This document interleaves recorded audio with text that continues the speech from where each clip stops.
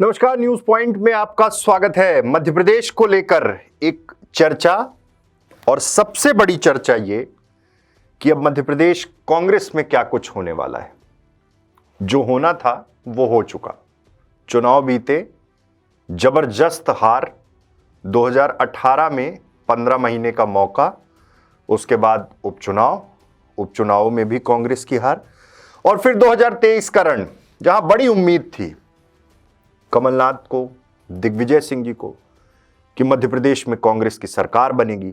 वहीं छत्तीसगढ़ में भूपेश बघेल को, टीएस सिंहदेव को। लेकिन हर राज्य में जो खींचतान चल रही थी और जिस डैमेज कंट्रोल की बात हो रही थी, क्या वो हो पाया? इन दोनों राज्यों की स्थिति जब हम समझते हैं तो एक चीज देखिए, जब 2.5 साल वाला फॉर्मूला छत्तीसगढ़ में कहा गया कि एक वादा हुआ था, राहुल गांधी के सामने बात हुई थी, तमाम चर्चाएं हुई, और जब 2.5 साल पूरा हुआ तब विधायकों की परेड भूपेश बघेल के नेतृत्व में दिल्ली हो गई थी। दिल्ली सब पहुंच गए, आलाकमान के सामने बात रखने लगे कि नेतृत्व नहीं बदला जाए। वहीं से ये जो खाई है वो बड़ी होती हुई आगे बढ़ गई, और आज परिणाम, जहां बीजेपी बहुत कमजोर हुई 2018 के चुनाव में, 23 में अच्छी खासी जीत के साथ सरकार बनाने में सफल हुई। सरगुजा संभाग की सभी सीटें कांग्रेस वहां हार गई। अब मध्य प्रदेश की ओर आते हैं। 2018 में एक अच्छा प्रदर्शन, अन्य जो बसपा, निर्दलीय, सपा के साथ सरकार बनी, और फिर ज्योतिरादित्य सिंधिया बागी हो गए। सड़क पे उतरने का एक मसला बार बार उठा, और उस समय भी कमलनाथ ने यह कहा था कि उतर जाएं, जिस तरह से इस बार कहा अखिलेश वखिलेश। और उसके बाद सरकार गिरती है। कोशिश कांग्रेस ने भी की थी कि सरकार बचा लें, लेकिन वो कॉन्फिडेंस टूट गया जो दिख रहा था जब पिछली बार 2020 में सरकार गिरने के पहले जो कॉन्फिडेंस दिख रहा था, कमलनाथ जी बचा लेंगे, लेकिन सरकार गिर गई। खैर, 23 का चुनाव आया, तमाम बड़े मुद्दों की बात शुरू हुई, सरकार के खिलाफ एंटी इनकम्बेंसी की बात शुरू हुई। फिर एक स्कीम आती है लाडली बहना, और वो एक बहुत बड़ा आधार बनती है। लेकिन खुद सरकार और सरकार के तत्कालीन मुखिया शिवराज सिंह चौहान को भी यह विश्वास नहीं रहा होगा कि इतनी प्रचंड जीत होगी। जीत हुई, भूमिकाएं बदल गई, मुख्यमंत्री बदल गए। इस करारी हार के बाद मध्य प्रदेश कांग्रेस के दो बड़े दिग्गज, जिनके कंधे पर कमान थी, पीसीसी चीफ पूर्व मुख्यमंत्री कमलनाथ, जिन्हें फ्री हैंड दिया गया था, और साथ में संगत पंगत में संगत जैसे तमाम कार्यक्रम, हर उस सीट तक पहुंचना जहां लंबे समय से कांग्रेस नहीं जीत पाई, दिग्विजय सिंह। यानी एक तरह से ऐसा लगता था कि एक कमिटमेंट है कि जमीन पे आप उतरिए, मैनेजमेंट स्किल्स मैं देखूंगा, मैनेजमेंट की चीजें मैं देखूंगा। मैनेजमेंट धरा का धरा रह गया, और जमीन भी धरी की धरी रह गई। करारी हार, तमाम बड़े दिग्गज चुनाव हार गए, और अच्छे खासे वोट से चुनाव हार गए। और जब फ्री हैंड लेकर यह परफॉर्मेंस हुआ, तब कांग्रेस का शीर्ष नेतृत्व इन दोनों नेताओं से इतना खफा हुआ कि आनन फानन में उसने अपने स्तर से जो सही लगा फैसले ले लिए। प्रदेश अध्यक्ष जीतू पटवारी, नेता प्रतिपक्ष उमंग सिंगार, उप नेता प्रतिपक्ष हेमंत कटारे, यह फैसला आलाकमान ने ले लिया। न किसी से चर्चा, न डिस्कशन, न कई राउंड की बैठक जो पहले हुआ करती थी, हर चीज पर मंथन। और साफ है कि जिन लोगों ने जिम्मेदारी ली थी कि हम इस बार सरकार बना के दिखाएंगे, उनसे आलाकमान तो बहुत नाखुश होगा, यानी कि दिग्विजय सिंह और कमलनाथ से। क्या अंडर करंट भांप नहीं पाए?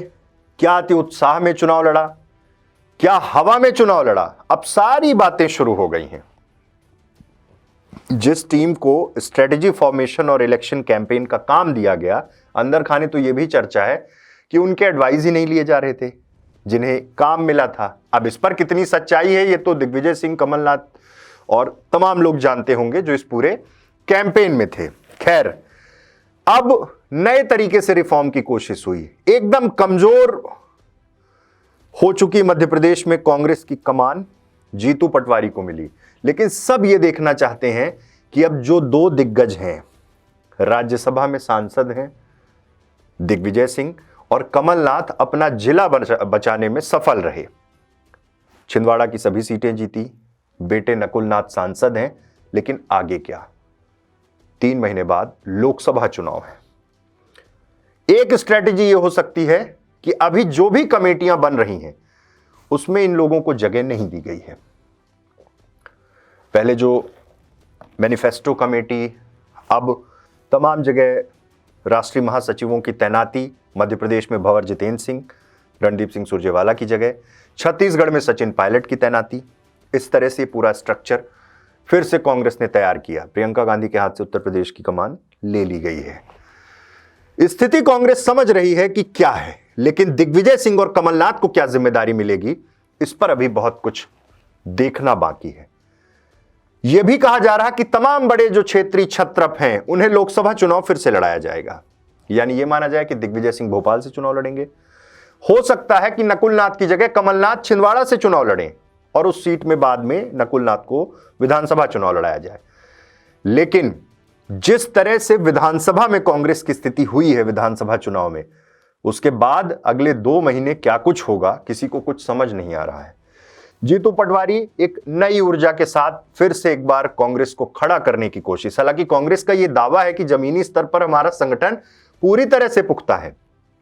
चुनाव में कितना दिखा ये पीसीसी चीफ को पता होगा या कांग्रेस के तमाम जिला अध्यक्षों को पता होगा कि कितना काम संगठन ने किया। कई ऐसे वार्ड, कई ऐसे पोलिंग हैं जिनके रिकॉर्ड अब कांग्रेस के पास हैं, जहां से प्रतिनिधित्व कहीं शहर अध्यक्ष कर रहे थे, कहीं बड़े पदाधिकारी कर रहे थे और अपना वार्ड हार गए, अपना पोलिंग बूथ हार गए। अब इसकी समीक्षा करने की हिम्मत कांग्रेस के अंदर नहीं है। इसका कारण क्या है कि अब समीक्षा का समय नहीं है, क्योंकि जहां 130 से 150 सीटें ले आकर सरकार बनाने की बात हो रही थी, वहीं 66 सीटों में सिमट गए, वहीं तमाम बड़े नेता चुनाव हार गए। लोकसभा लड़ने पर संशय बरकरार है कि कौन लड़ेगा, कौन हिम्मत जुटाएगा, ऐसी बातें शुरू हो गई। तब समीक्षा क्या होगी? लेकिन जिस तरह से फैसला, पहले यह लगा था कि कमलनाथ को लोकसभा तक कंटिन्यू किया जाएगा, लेकिन आला कमान, राष्ट्रीय अध्यक्ष मल्लिकार्जुन खड़गे, सोनिया गांधी, राहुल गांधी, कहा जाता है कि सब नाराज हैं क्योंकि ये परिणाम अप्रत्याशित हैं। राजस्थान में एक ट्रेंड है हर 5 साल में सरकार बदलने का। सरकार वहां की जनता ने बदल दी, लेकिन कांग्रेस वहां सम्मानजनक स्थिति में है। और मध्य प्रदेश में जहां सरकार आनी थी, 18 में सरकार बनी थी और आपका प्रदर्शन 2013 में 57 से 58 सीटें आई थी, उससे कुछ ही सीटें बढ़ी हैं। यानी कि तमाम रणनीतियां, स्ट्रेटजी, मुद्दे सब फेल हो गए। नए मुखिया की तैनाती दोनों ही दलों में, यानी कि पार्टी में तो अभी बीजेपी में वीडी शर्मा ही हैं, लेकिन मुख्यमंत्री अब बदल दिए गए। शिवराज सिंह चौहान की जगह डॉक्टर मोहन यादव और यहां पर कमलनाथ की जगह अब जीतू पटवारी। देखना है लोकसभा चुनाव तक में क्या होता है, लेकिन सबकी निगाहें इसी पर है कि दिग्विजय सिंह और कमलनाथ को क्या जिम्मेदारी मिलेगी।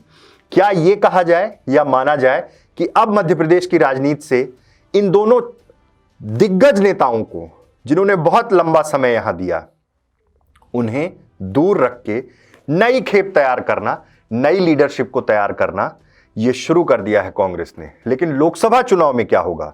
मात्र 1 सीट छिंदवाड़ा कांग्रेस के पास है और लोकसभा चुनाव है। केंद्र की योजनाएं, राज्य की योजनाएं, तमाम चीजें, और गठबंधन, इंडिया गठबंधन बहुत खींचतान है। कई बार तो ऐसा लगता है कि बस ये गठबंधन, इंडिया गठबंधन कुछ दिनों का ही है और इसमें जबरदस्त विस्फोट हो सकता है और बिखराव हो सकता है। तब क्या होगा? यहां कांग्रेस पूरी सीटों पर चुनाव लड़ेगी, बहुजन समाज पार्टी लड़ेगी, समाजवादी पार्टी लड़ेगी, आम आदमी पार्टी लड़ेगी, सब लड़ेंगे। जिनका था कि एक साथ आके लड़ेंगे, वो सब मिलकर लड़ेंगे। और बीजेपी के पास जो तमाम चीजें, एक मजबूत पुख्ता संगठन, केंद्र की तमाम योजनाएं और राज्य सरकार अब नवाचार क्या करती है, क्योंकि अभी कहीं ना कहीं मध्य प्रदेश की जो अर्थव्यवस्था है उससे मध्य प्रदेश का जन जन भी वाकिफ है, लेकिन उसको तो मतलब इससे है कि सरकार ने जो वादे किए वो पूरे करके दिखाए।